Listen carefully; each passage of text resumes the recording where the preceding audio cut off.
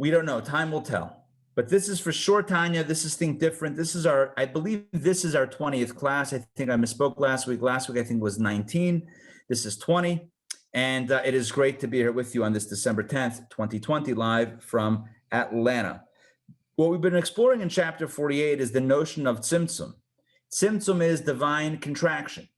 And I should say, the whole theme running through chapter 48 is God loves you so much, he jumps through hoops just to make you. That's the whole, if you want to know what chapter 48 is, in a nutshell, it's your existence is the only proof you need that God loves you. Because you know how much effort it was to create a finite being from an infinite being, right? For God was infinite. It was only infinite light and infinite expression. And then God did this and that and the other and one tzimtzum and another tzimtzum and third tzimtzum and hiding and curtains and obfuscations and all of these things just for the sole purpose of creating you and I. God loves us so much, he'll do anything to produce us. And so the idea is, if you know how much God loves you, you'll also love God. That's the entire bigger picture. But let's get into some details. And tonight, like I wrote in the email, if you saw the email, we're going to talk about God's knowledge, which is the subject of much debate. So here's the deal with tzimtzum. To go from, and here's, I need to clarify, this is the paradox of creation. So I want to explain this. You know what? Let me stop sharing for a second. Let me just explain this idea, the paradox.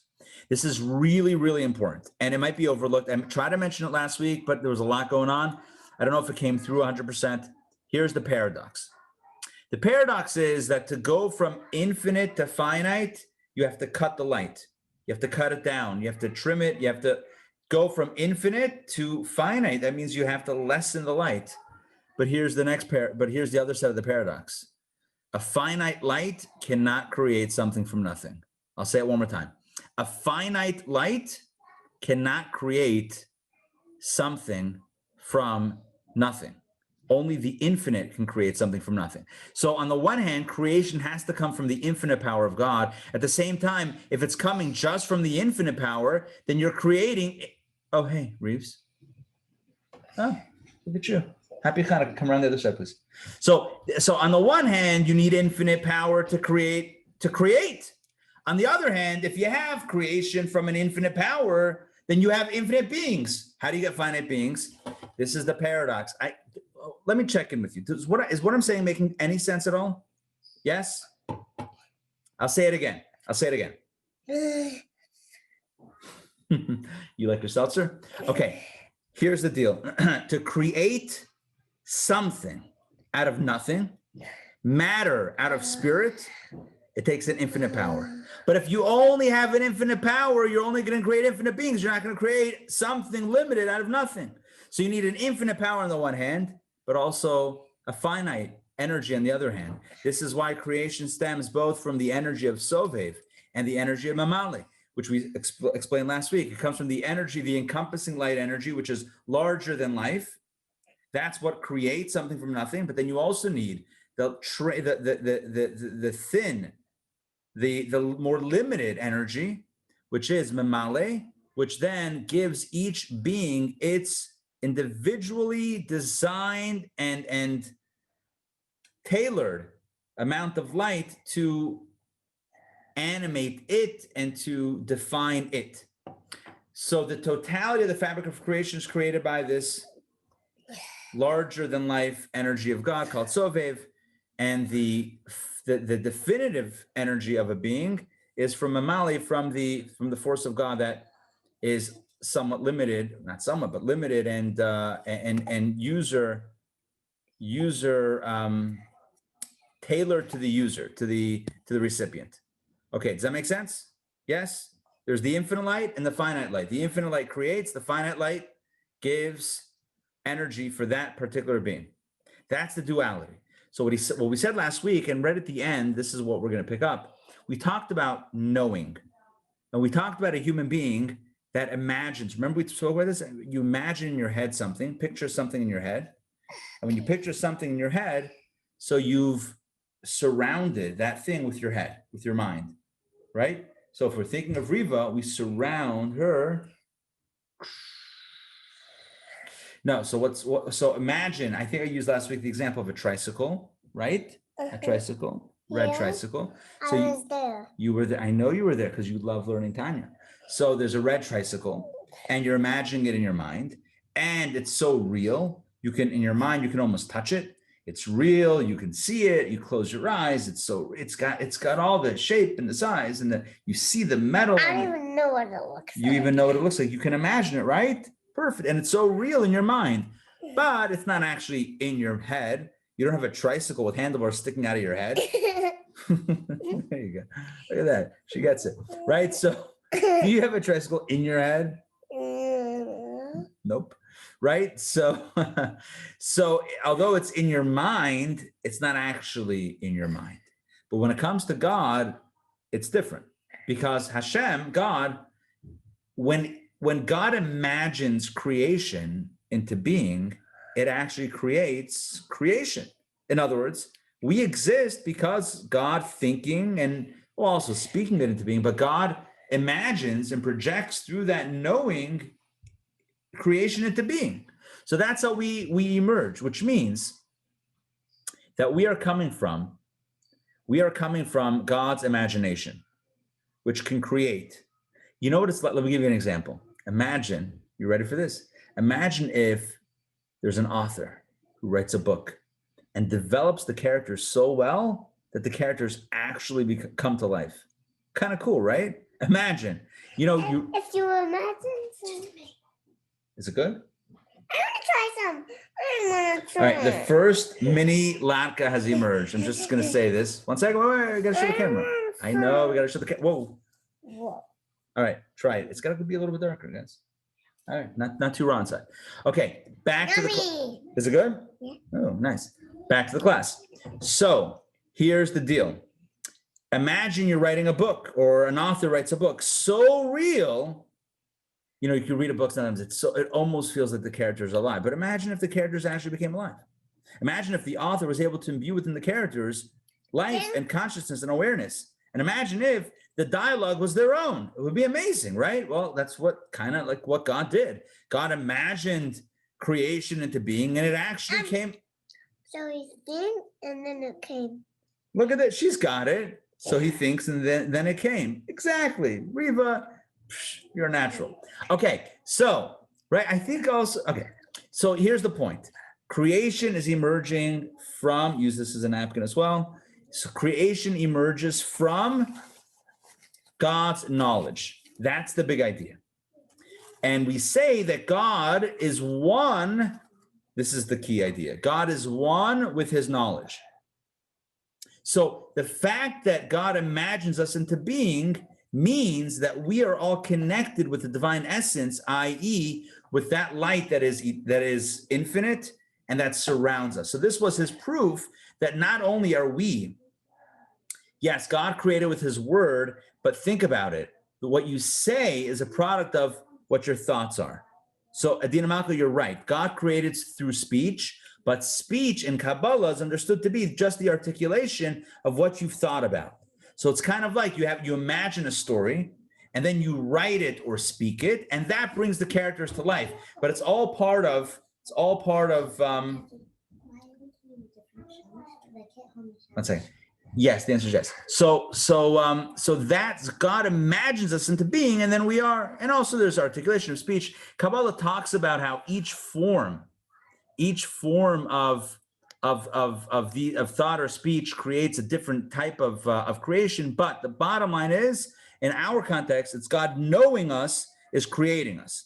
Mark is asking, is it God's knowledge or desire? It's both. God desires to create us, but when he thinks about what it should look like, that's what brings it into being. So here's the big idea, that the fact that we originate in God's knowledge, right? God is thinking about what it should be, and it is. So the fact that God is thinking about us means that we're connected with God's essence. Why? Because God and his knowledge are one. That's the premise. We're going to analyze this, but I'm just giving you the framework so then we can do a deep dive. And that's why we said that creation ultimately stems from divine essence, God himself, the infinite. What does that mean? It's the infinite God who's the knower, because God and his knowledge are one, that's creating. So and that's the infinite surrounding light. In addition to that, there's the finite light, which then gives specific definition for every living being on its own level. But the general notion of you now exist, which is equal to everything that exists, that's the equalizer. Maybe I should mention it this way, right? Let me finish the sentence. That comes from the transcendent energy. So here's the deal. Human beings exist, animals exist, plants exist, and rocks exist. They all exist. Now, they all exist in their own way on a different level. Even amongst human beings, we're all unique and individual. Everyone has a different fingerprint. So what makes us all be is Sovev. That's the infinite essence that just makes things be something from nothing. It now is. But what it is specifically, that's where the limited light, that's the function of the limited light. So the infinite light makes things be, the finite light makes things be as they are individually. So that's the duality. But again, the notion that we come from divine essence is related to this notion that God knows us, and therefore we are, because God's knowledge and him are one. So let me share with you the phrase of Maimonides. Maimonides writes that with God, with us in general, please use plates because this is going to seep through. This is the next lacquer that came out, it looks like, which looks very impressive. Even if it's not round, it's amazing. Okay, but no, seriously, bring a plate because it's just going to get everywhere. Okay, back to the story.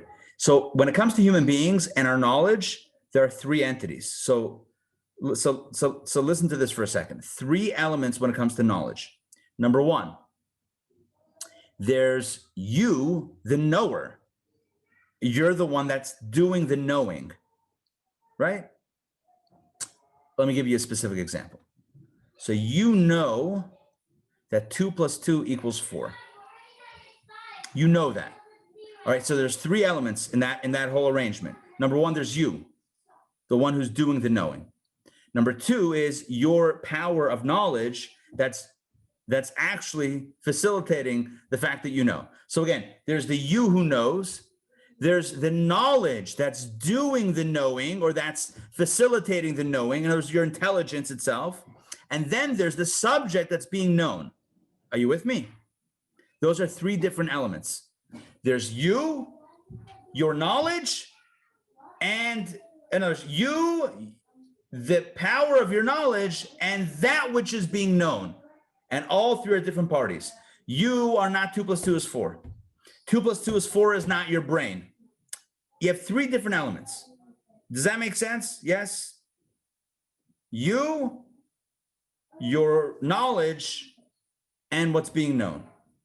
Maimonides writes, and this is incredible. Maimonides says that when it comes to God, hu hamada, hu hayedea, hu hayedua, God is both. God is not both. God is all three simultaneously.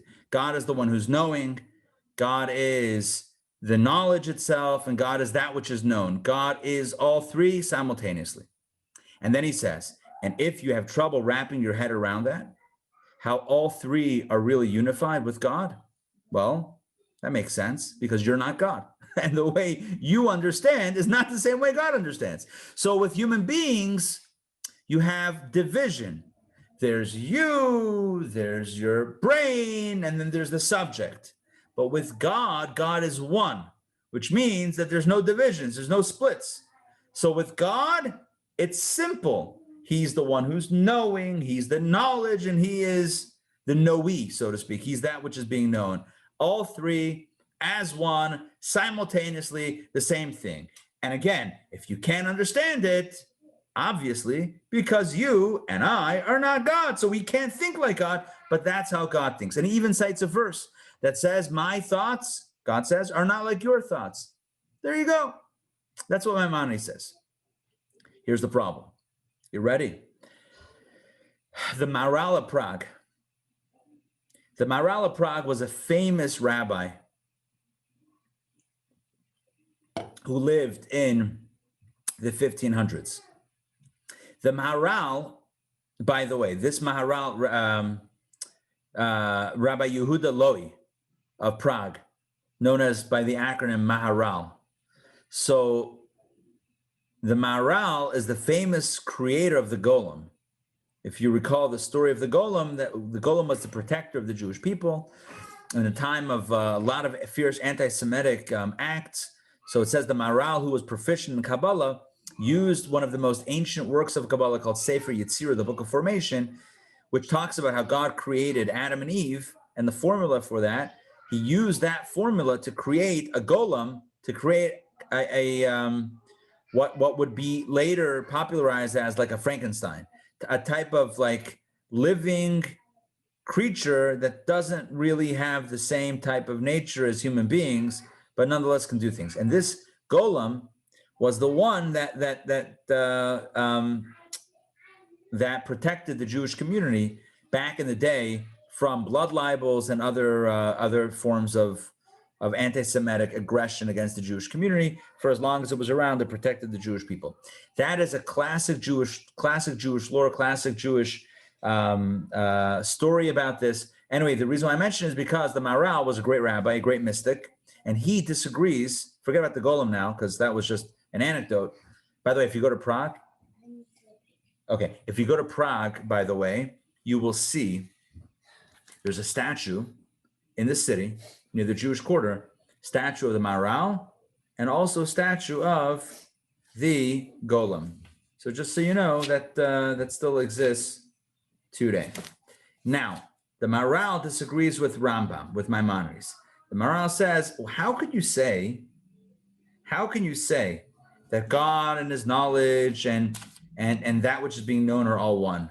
How can you lower God to the idea of knowledge? You're saying that God is one with his knowledge? God is one with what is being known? How can you reduce God to mere ideas? How can you reduce God to knowledge? That doesn't make any sense, right? God's essence is way beyond knowledge. Knowledge is just something that God creates, but certainly not one with his essence. Because again, listen to what Maimonides says. God, the knower, is one with his knowledge and is one with that which is being known.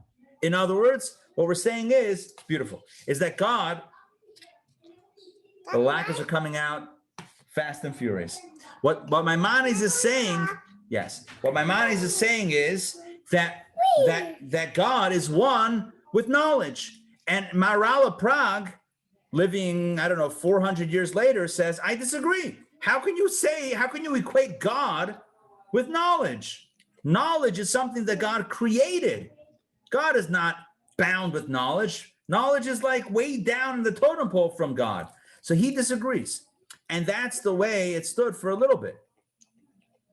However, the Arizal, the great Kabbalist, Rabbi Isaac Luria, teaches something that can reconcile this great debate amongst great rabbis.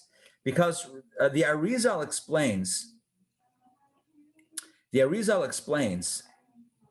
that when it comes to God, there's God pre-tzimtzum and God post-tzimtzum. There's God before contraction and after contraction. And after contraction, we speak of God in different terms. So he says, the Maharal was speaking of God before the tzimtzum, where God is not one with knowledge. But after the tzimtzum, God is one with knowledge. In other words, on a lower, reduced level, you could say that God is one with knowledge. But on a higher level, no, you can't say that. In other words, both are true. It's like the story with the two litigants that come to the rabbi, and each one states his case.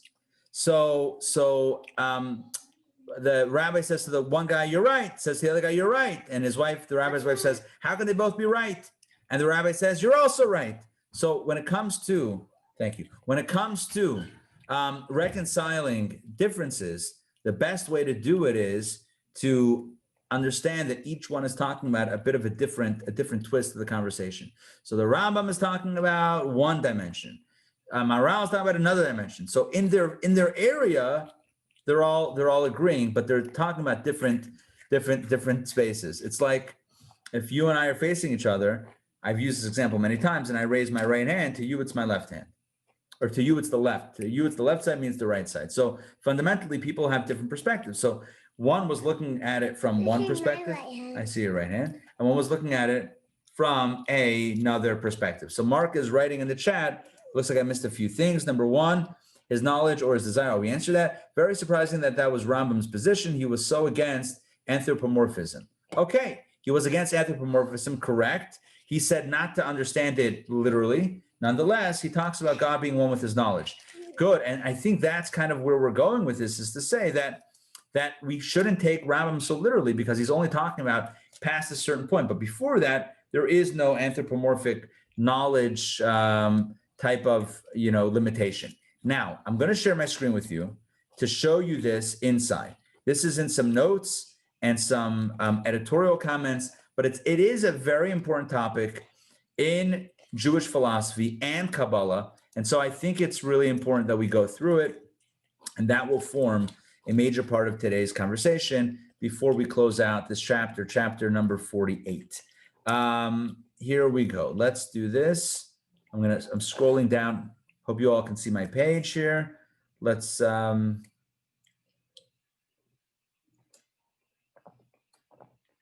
second.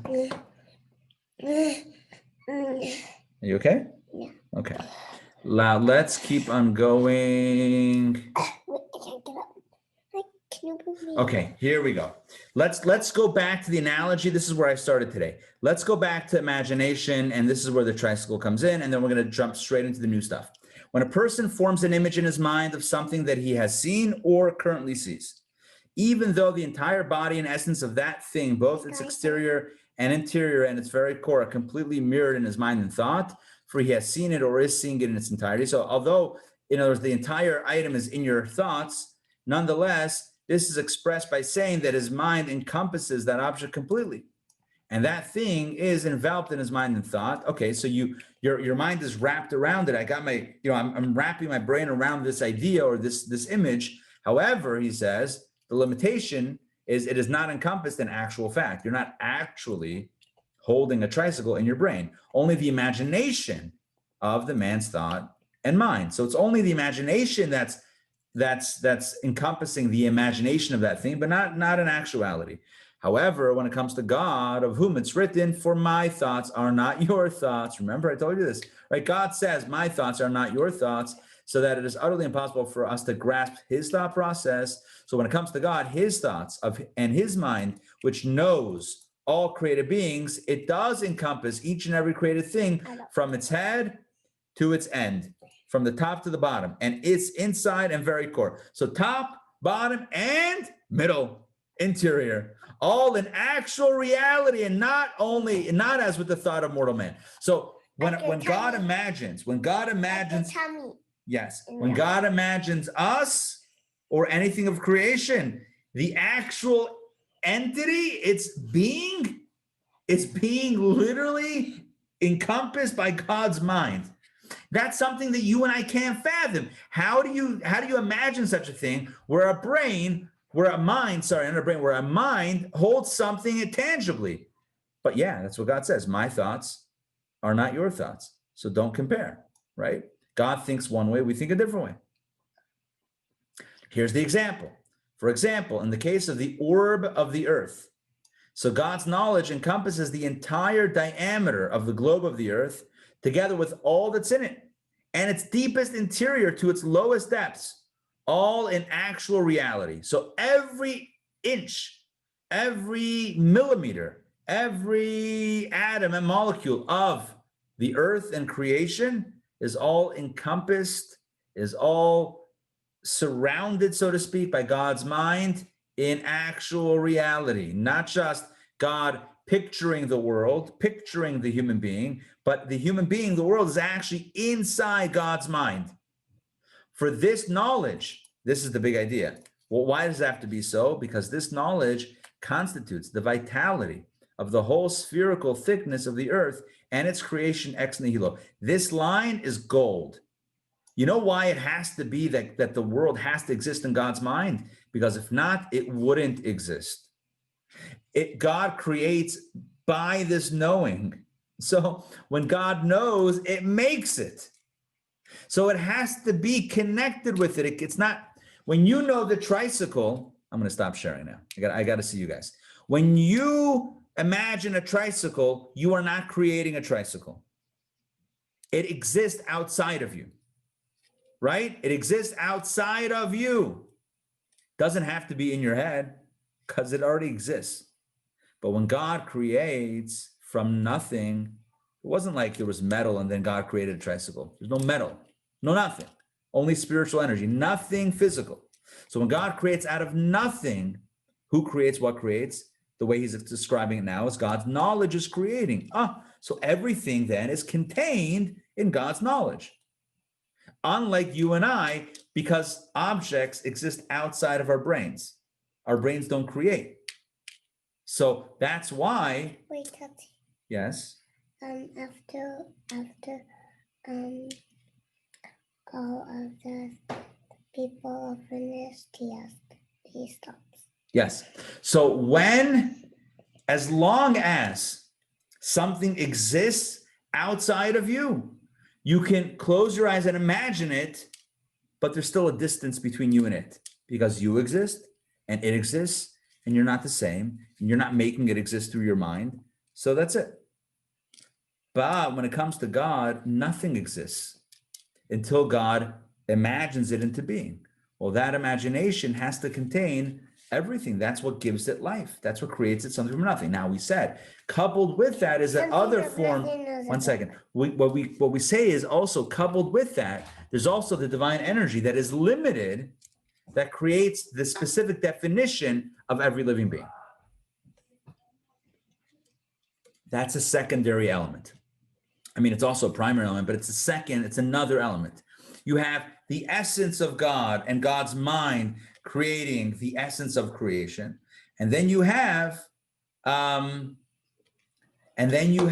what's it called? And then you have the limitations of everything, the definition of everything, the nature of everything that is very specific from a thing to a thing. A tree is not a plant. A tree is not an animal, which is not a human being. Everything is different. That comes from the limitation. Mark is asking, what about things that we do create, like writing, art, etc.? So I'll ask you a simple question.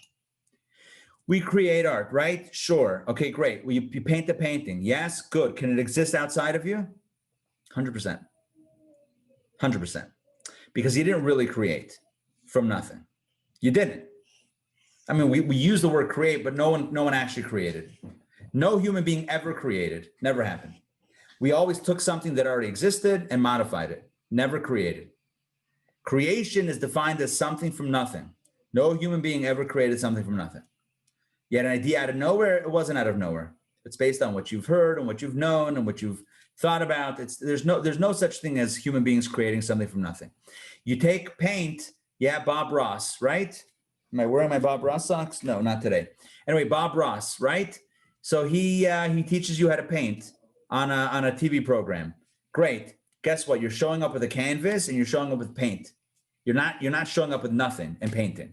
You show up in an empty room with nothing, but even imagination, Bethany, even imagination, you're thinking about something that you've already thought about or heard or whatever. You're basing it off of pre-existing conditions. You're basing it off of pre-existing reality. And then from there, you're imagining something a little bit beyond that, but it's still tethered. It's still somehow related to what already exists, which means that it's not truly nothing. It's not truly you're not truly supporting it in its entirety. It exists already somewhat on its own.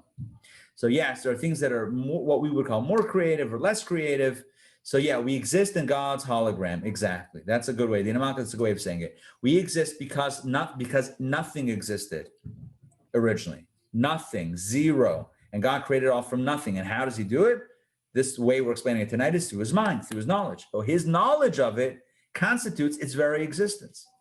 Whereas our knowledge of something doesn't constitute its existence. It already existed. Maybe in another form, but it already existed. Ein kol chadash tachas hashemesh. King Solomon writes, there's nothing new under the sun. I know you've all heard that expression, right? It comes from Proverbs. Ein kol chadash tachas hashemesh, or maybe Kohelet, Ecclesiastes. I don't remember which one. There is nothing new under the sun. There you go. What we call creation is really evolution. I don't mean Darwin. I mean we're taking something and we're evolving it to the next step. We're modifying it. We're advancing it. We are some level, taking it a step further, maybe several steps forward. But we're not truly creating something from nothing. That's why the Alter Rebbe writes in Sharich Ve'emunah that people make the mistake. The philosophers, the ancients, made a mistake. They believed in God. Many of the ancient Greek philosophers, but they believed that God created the world and then checked out. And the Alter Rebbe writes, you can't check out when you're talking about creating something from nothing. If you're taking wood and turning it into a bench, you can check out because the wood existed before you, the bench will exist after you. You don't need to be involved anymore. Once you've, put a few, screws in and tightened it and whatever it is, you're done. You don't need to be there the whole time. Whereas when God creates something from nothing, it's literally a situation, where that thing's nature does. I said this last week, where that thing's nature doesn't exist. It's like flying footballs. I used this example last week.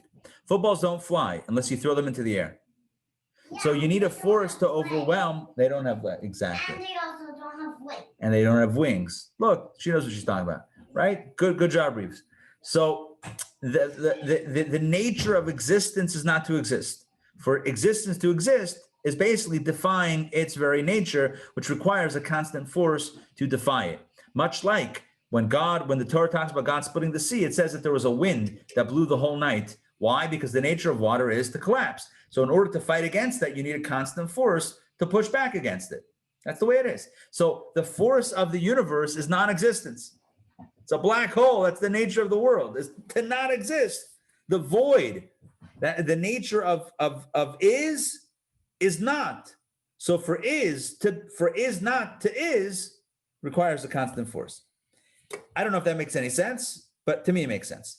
Okay, so back to our story. God's knowledge is that ever-present activating force that makes things be. God's limited tzimtzum energy is what gives everything its own flair. Oh, this is a blade of grass, and this is a rock, and this is a tree, and this is a human, and this is a frog. All right, that's where the limited cut light comes in. Each thing should have its own identity. But the core fabric of existence, something out of nowhere, that comes from God's essence, which we're calling knowledge. This is going to evoke the controversy. All right, here we go. Actually, we'll get there soon. However, here we go. It would not have come into being. Oh, one second. So what makes things be out of nowhere comes from God's essence, knowledge. But it would not come into being as it is now, as a finite and limited thing with an exceedingly minute degree of vitality sufficient for the categories of inorganic matter and vegetation, etc. In other words, it would not have come into being in its particular form, frog, tree, plant, grass, human, were it not for the world being created through the many powerful contractions which have condensed the light and vitality that is clothed in the orb of the earth, so as to animate it and sustain it in its finite and limited status, and in the categories, the distinct categories, inorganic and vegetable matter. He's just giving two examples of rocks and trees, which each exist in their own way. The point is that there's two forces that create and sustain existence. Number one, the infinite power of God, which euphemistically is referred to as God's knowledge, which encompasses everything, which brings everything into being, essentially. And then the second force, which is a more finite force, that is produced by tzimtzum, that serves to define each being in its own way.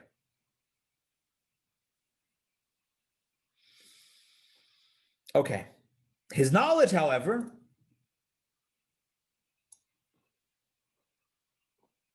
hold on. He starts a sentence that doesn't end for a very long time. Okay, I think I'm going to end the sentence. I'm going to give you the ending of the sentence, even though the sentence is not going to end for a while.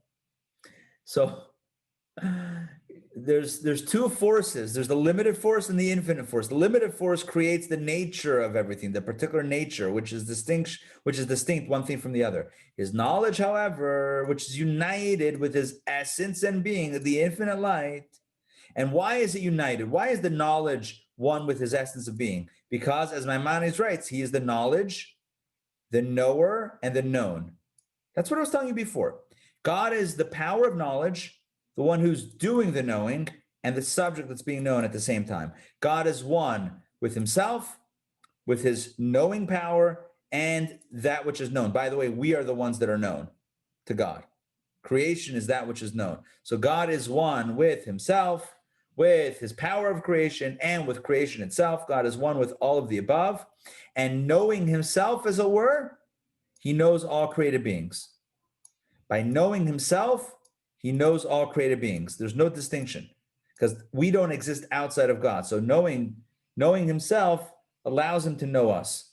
Though this is not with a knowledge that is external to himself, like the knowledge of a human being, right? God's knowledge is internal and essential, not external as it is by human beings. I love this little insight here. This is a parenthetical statement by the editors. Human knowledge requires getting to know something which is external to the knower himself, right? You're learning about something else that's not you. Not so God's knowledge. It comes from his knowing himself. God's knowledge is him knowing himself. And that's how God knows all created beings. For all of the created beings are derived from his true reality. Again, back to the notes here, God's true reality and existence is the source of all created beings. By knowing himself, therefore, as mentioned above, he knows all of creation. And this, he says, is not within the power of human beings to comprehend clearly, etc. In other words, you and I will never wrap our heads around this notion of creation, how God knows himself, and by knowing himself, and he is one with himself, with his knowledge, and that which is being known. By knowing himself, he knows everything else into being, and that's what its true creation, that's where its true creation stems from. And its nature stems from another dimension, but its essence being stems from God knowing himself. You and I cannot relate. Back to the notes. The human mind cannot possibly grasp the concept of knowledge, knower, and known, all, get that all highlighted, all being one and the same. For whatever matter a man may desire to comprehend, he imagines how it exists within himself, bearing in mind, of course, that when the matter at hand is the knowledge of godliness, it is to be conceived of a more, I don't know what it's saying here. All right, again, these are just the editor's notes. I don't know that I want to read it. Okay, let's do this one. He is the knowledge, the knower, etc., and so on. That is a quotation, as I told you before, from Rambam, Maimonides. However, there are prominent sages who take issue with this view, among them the Maharal, Rabbi Yehuda Loewy of Prague. In the introduction, let's read this inside. In the introduction to his Gevurah Hashem, now it's important to note, this is not in the original Tanya. In the English version, the editors wrote up this note. Okay, so just know that. In the introduction to his book called Gevurah Hashem, Maharal raises a number of objections to the thesis of Rambam, Maimonides. One of his most telling arguments is as follows. The descriptive term knowledge or intellect is one of limitation. By terming something as being intellect, we are thereby saying that it is not anything other than intellect, such as feelings, action, or whatever. Yet how can we possibly say that God is limited in any way? For he is the ultimate and indivisible simplicity, not a complex amalgamation of distinct limited attributes. Again, the question is, if we're saying here that God is one with his intellect, with his knowledge, what that means is that we're reducing God to knowledge and intellect. And that seems like blasphemous. That seems like not kosher to say that God is intellect, God is knowledge. We said God and his knowledge and the known are all one. That means that God is knowledge. That means he's not that which is not knowledge. This is what Mark was asking before. It seems very, very anthropomorphic. And not only anthropomorphic, it seems very limiting. You're saying that God is knowledge. That means he's not the opposite of knowledge. And he's not something that's not knowledge, such as feeling, action, or whatever. That doesn't make any sense. How can you peg God in such a definitive way? Even if we posit that God's knowledge over here and man's are totally dissimilar, and that man is incapable of comprehending how God is both simultaneously knowledge, knower, and known, yet the fact remains that knowledge is a very specific attribute, We are speaking of knowledge to the exclusion of all else. This cannot possibly serve as a description of God's essence. How can you say that God, in his essence, is one with knowledge? That seems very limiting. The Maharal goes, this is the Maharal's question on Rambam, on Maimonides. Maharal goes on to point out that the sages of the Talmud refer to God as the Holy One, blessed be he, HaKadosh Baruch Hu, and not as the intellect, blessed be he. No one ever called God the intellect, blessed be he. We call him the Holy One. Why? For holy means separate and apart, utterly transcending anything that is within the realm of description. By calling him the Holy One, blessed be he, we're trying to say that he transcends description. And it is specifically because he is above everything and beyond all description that everything derives from him. For he is limited in no respect that might preclude the existence of anything. In other words, God is so unlimited that he's not limited to making any specific entity to the exclusion of something else, right? Because if God was one way, then he would only create that way of things. He wouldn't create other things. So God is HaKadosh Baruch Hu, God transcends everything. Intellect, Maharal teaches, is merely one of God's creations. Seen in this light, and God knew, is no different from when God said and God made. Just as God's speech and action are not his essence, but faculties, which he brought into being, so too with regard to knowledge. The attributes of knowledge and intellect are his creations, but not his essence. The Alter Rebbe explains in this note, which we're about to read, that the scholars of the Kabbalah subscribe to the view of Rambam. The Kabbalists agree with Rambam that divine knowledge ought to be considered in terms of knowledge, knower, and known. However, they specify this only applies after the light of the Ein Sof contracted into the 10th sphere of Atzilut, Chachma, Bin, and Dat, and so on, after the clothing of the light in the vessels. So the Kabbalists agree with Rambam on a lower level. Only after the light of Chachma is clothes itself in the vessel of Chachma, after the light and vessel are connected, the light of Bina and the vessel of Bina and so forth. In other words, only after these entities already exist is it possible to say that this knowledge and intellect is totally at one with God. However, that shouldn't be a question mark. That should be a period. However, before the contraction within these sphirot, God supremely transcends intellect and wisdom, even as they exist in their most abstract and rarefied form. So what's the point? The point is that beyond Tzimtzum, beyond the sphirot, God is higher than knowledge, as the Maharal says. Post-Tzimtzum, post-Sphirot emergence, God is one with his knowledge. According to the teachings of Chassidut, following along the lines of Rabbi Yitzchak Luria's, the Arizal's, interpretation of the doctrine of Tzimtzum, the views of both Rambam and Maharal are correct, right? Both are correct. God's essential existence and being, before any contraction, before any Tzimtzum, is as described by Maharal, an existence of unqualified simplicity beyond the pale of knowledge and intellect in whatever form they may take. Even so subtle a form as knowledge, knower, and known. So before Tzimtzum, before any contraction, you cannot ascribe any attributes to God, not even this one. However, once the contraction did take place and the sphere did come into being, then God's vestiture in them may be properly described by saying, in the words of Rambam, that he is the knowledge, the knower, and the known at the same time, etc. This is because the sphirot are emanations of godliness rather than created beings. As such, they are wholly united with God. Okay, listen, it goes on, but that's the point. The point is that Rambam, who writes this, that God is one with his knowledge, and therefore everything we're saying, therefore everything is coming from God's knowledge. God knows everything to being. All of this is something that the Kabbalists actually agree with ultimately, even though the Maharal vehemently opposed. And this is what he writes. This is from Tanya. This is in the original.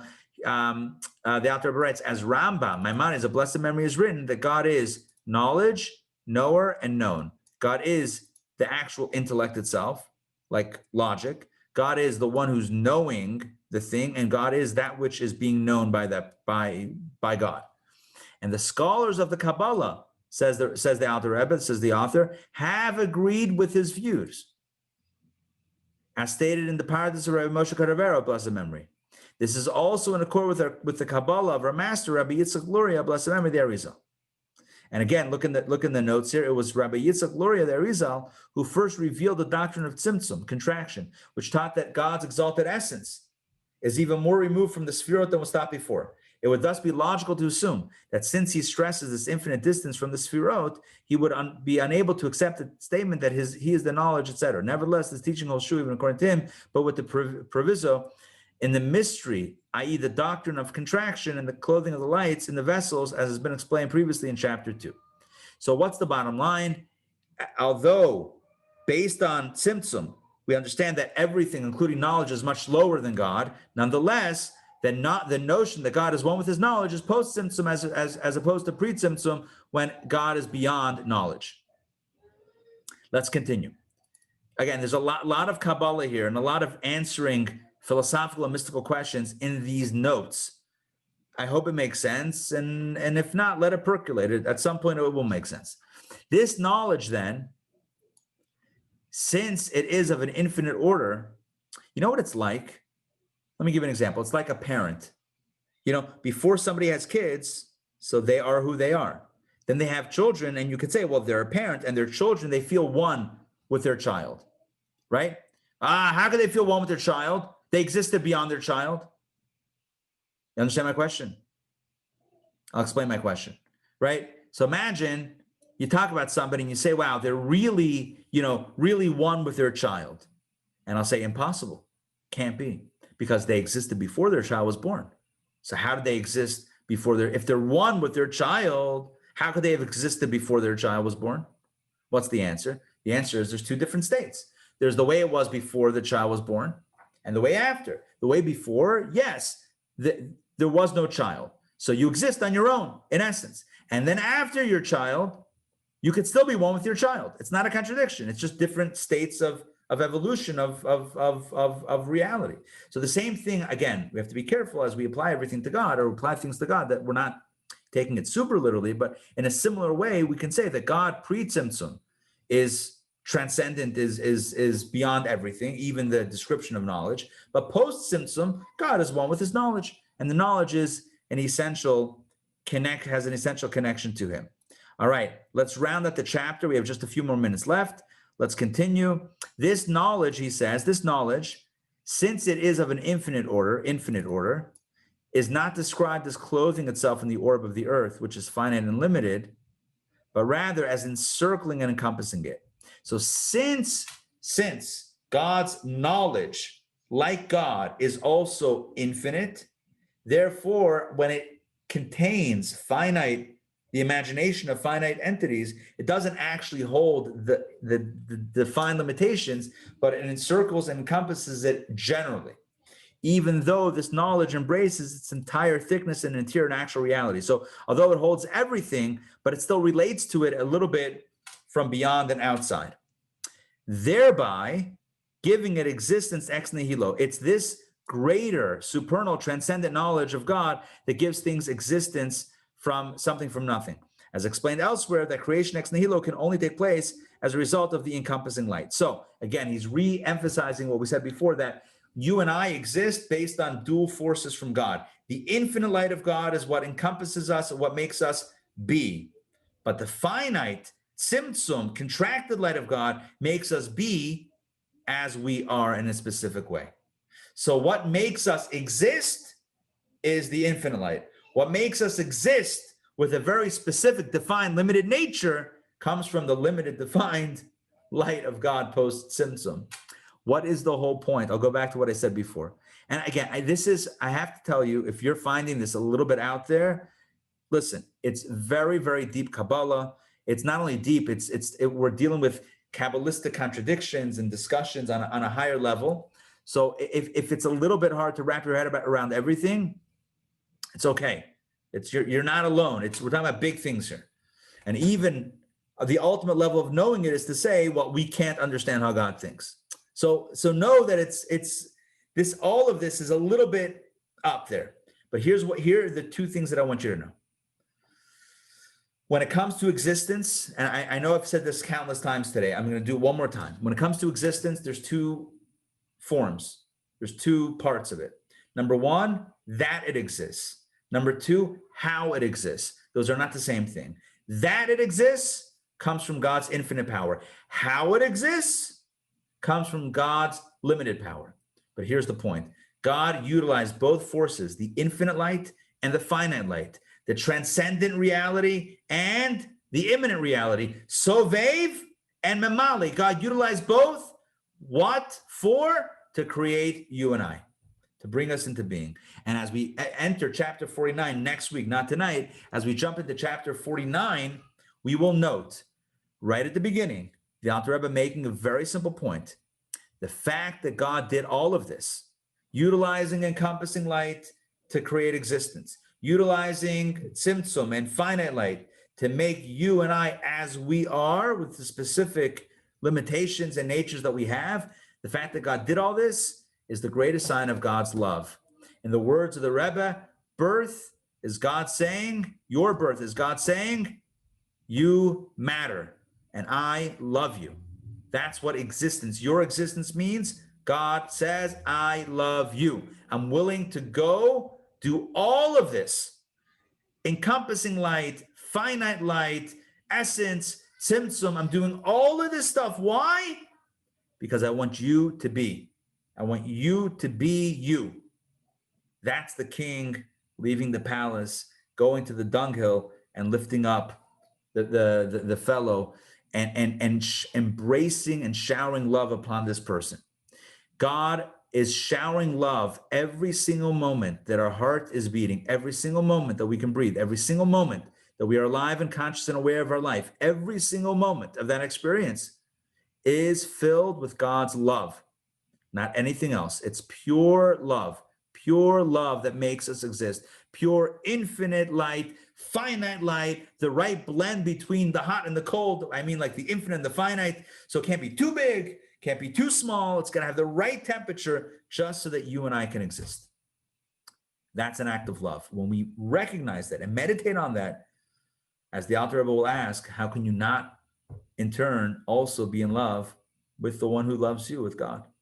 This is a meditation that can lead us to indeed loving God. All right, that's it for Tanya tonight. This was Tanya, high level Hanukkah edition.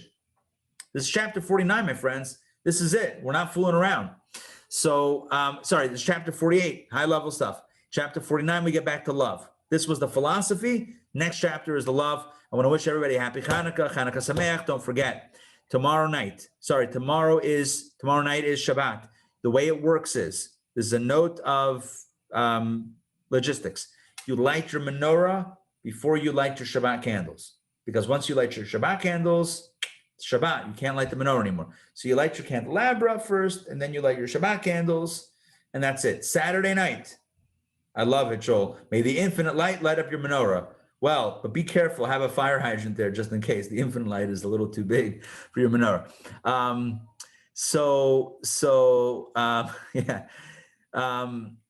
And Saturday night, if you didn't yet jump in on it now. You're going to love it. Saturday night, go to intownjewishacademy.org, check it out.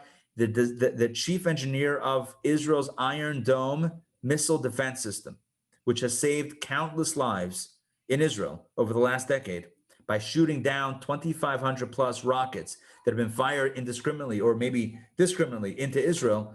So the chief engineer of this from Israel live will be speaking to us at 8 p.m. Saturday night. So here's how it works. Shabbat ends about 6, I don't know, I don't have a calendar in front of me, maybe around 6:10. Shabbat ends, do your thing, you have about an hour and 45 minutes until the program starts. The program is going to begin with Havdalah. We'll do Havdalah, it's a Zoom program. We'll do Havdalah on Zoom, and then everyone, you can have your own candle and spices and wine, or grapes, we could do it together. And then we'll do some Hanukkah songs. We'll show the menorahs. Everyone will show their menorahs if you have it lit. And then about 8:15 or so, we're going to jump into the main presentation, the rocket scientist, and of course, the connection with this holiday. Yes, so Vev is unlimited and Mamali is limited. Yes. Getting back to Saturday night, of course, the connection is that just like Hanukkah celebrates God's miracles through the Maccabees, we have modern day miracles that sometimes we don't even realize that we are experiencing, that we're witnessing. The miracle of modern technology is no less a miracle than the Maccabees fighting guerrilla warfare. And so we have to recognize and count our blessings and thank God for the miracles. And our presenter, who's Ari Sasher, he's a rocket scientist. Ari Sasher is going to be exploring both the technology, but also the miracles of the Iron Dome. And there are so many when you're inside it. I don't mean literally, but I mean like you're in that realm as he is. He has seen things that will blow your mind. Saturday night. If you haven't yet signed up for it, do it now. You're going to love it. You will not regret it. You will absolutely love it.